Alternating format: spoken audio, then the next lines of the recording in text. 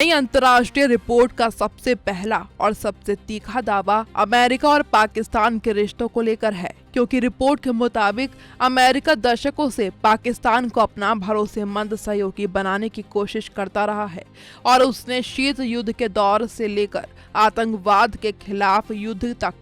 पाकिस्तान को आर्थिक सहायता, सैन्य मदद, हथियार, प्रशिक्षण और रणनीतिक समर्थन दिया। लेकिन इसके बावजूद वॉशिंगटन को कभी वो स्थायी भरोसा नहीं मिल सका जिसकी उसे उम्मीद थी। रिपोर्ट का कहना है कि अमेरिकी नीति निर्माताओं ने लंबे समय तक ये मानकर रणनीति बनाई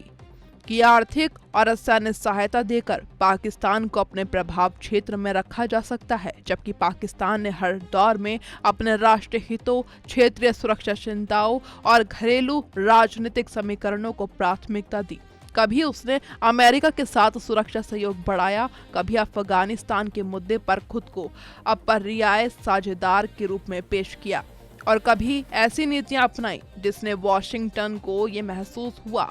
कि इस्लामाबाद पूरी तरह उसके साथ खड़ा नहीं है। रिपोर्ट के अनुसार यही वजह है कि अमेरिका और पाकिस्तान के रिश्ते हमेशा साझेदारी और अविश्वास के बीच झूलते रहे हैं और दोनों देशों ने एक दूसरे का इस्तेमाल तो किया, लेकिन कभी पूरी तरह एक दूसरे पर भरोसा नहीं कर पाए। अब बात उस लाइन की जिसने सबसे ज्यादा चर्चा पैदा की है और जिसने इस पूरी रिपोर्ट को अंतर्राष्ट्रीय मीडिया में सुर्खियों में ला दिया है, क्योंकि रिपोर्ट कहती है कि पाकिस्तान बिकता नहीं बल्कि किराए पर मिलता है और इसका मतलब ये बताया गया है कि पाकिस्तान अपनी संप्रभुता किसी को सौंपता नहीं बल्कि अपनी भौगोलिक स्थिति, सैन्य महत्व, खुफिया नेटवर्क और क्षेत्रीय प्रभाव को रणनीतिक सौदेबाजी की ताकत के रूप में इस्तेमाल करता है। दक्षिण एशिया, मध्य एशिया और पश्चिम एशिया के बीच स्थित पाकिस्तान लंबे समय से सामरिक दृष्टि से महत्वपूर्ण माना जाता रहा है, क्योंकि उसके पास अरब सागर तक पहुंच है। वो अफगानिस्तान के पड़ोस में मौजूद है और चीन, भारत तथा खाड़ी क्षेत्र के बीच एक महत्वपूर्ण भू राजनीतिक स्थान रखता है। रिपोर्ट का दावा है कि इस्लामाबाद ने अलग अलग दौर में अलग अलग वैश्विक शक्तियों के साथ अपने संबंधों का लाभ उठाने की कोशिश की। कभी अमेरिका के साथ सुरक्षा सहयोग के जरिए आर्थिक और सैन्य सहायता हासिल की, कभी चीन के साथ आर्थिक गलियारे और रक्षा साझेदारी को मजबूत करके निवेश और रणनीतिक समर्थन प्राप्त किया और कभी इस्लामी देशों के साथ राजनीतिक समीकरण बनाकर क्षेत्रीय प्रभाव बढ़ाने की कोशिश की। रिपोर्ट में हालिया अमेरिका ईरान तनाव का भी विस्तार से जिक्र किया गया है और दावा किया गया है कि तनाव के दौरान पाकिस्तान ने दोनों देशों के बीच संपर्क बनाए रखने, संवाद को जारी रखने और टकराव को कम करने में पर्दे के पीछे भूमिका निभाने की कोशिश की। रिपोर्ट के मुताबिक इस कूटनीतिक सक्रियता का असर खाड़ी क्षेत्र में तनाव कम करने की कोशिशों पर पड़ा और हॉर्मुज जलडमरू मध्य में स्थिति सामान्य बनाने के प्रयासों को कुछ हद तक बल मिला।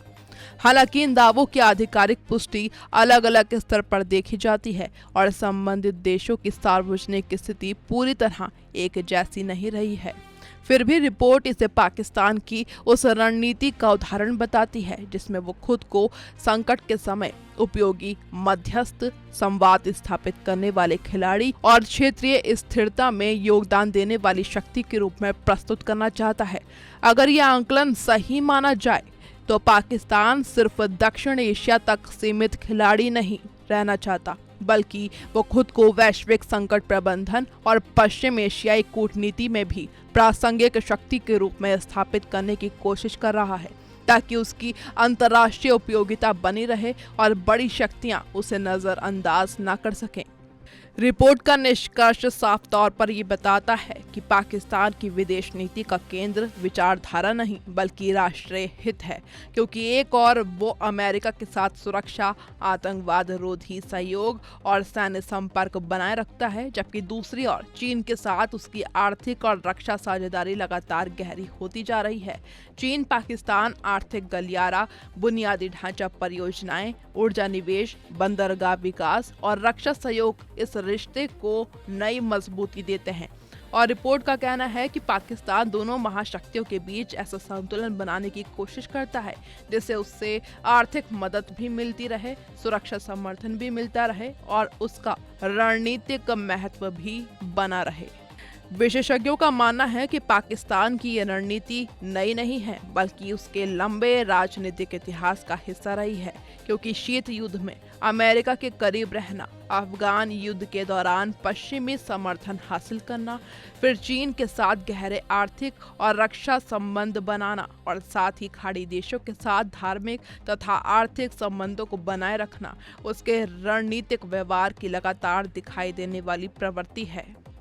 लेकिन रिपोर्ट ये भी संकेत देती है कि ये संतुलन हमेशा आसान नहीं होता, क्योंकि अमेरिका चाहता है कि पाकिस्तान उसकी सुरक्षा चिंताओं को प्राथमिकता दे। चीन चाहता है कि उसके निवेश और क्षेत्रीय हित पूरी तरह सुरक्षित रहें और खाड़ी देश अपनी अलग राजनीतिक तथा आर्थिक अपेक्षाएं रखते हैं। ऐसे में पाकिस्तान को हर मोर्चे पर अलग अलग संदेश देने पड़ते हैं और यही कारण है कि उसकी विदेश नीति को कुछ विश्लेषक लचीली और व्यवहारिक बताते हैं, जबकि आलोचक उसे अवसरवादी और अस्थिर रणनीति मानते हैं, जो अल्पकालिक फायदे तो दे सकती है लेकिन लंबे समय में भरोसे का संकट पैदा कर सकती है। अब सबसे महत्वपूर्ण सवाल, क्या अमेरिका फिर से पाकिस्तान को गलत पढ़ रहा है? रिपोर्ट का संकेत है कि अमेरिका अक्सर पाकिस्तान को अपनी रणनीतिक जरूरतों के संदर्भ में देखता है, जबकि पाकिस्तान खुद को अपनी क्षेत्रीय जरूरतों के संदर्भ में संचालित करता है। यानी दोनों देशों की प्राथमिकताएं पूरी तरह समान नहीं है। अगर वॉशिंगटन ये मानता है कि आर्थिक या सैन्य सहायता से स्थायी निष्ठा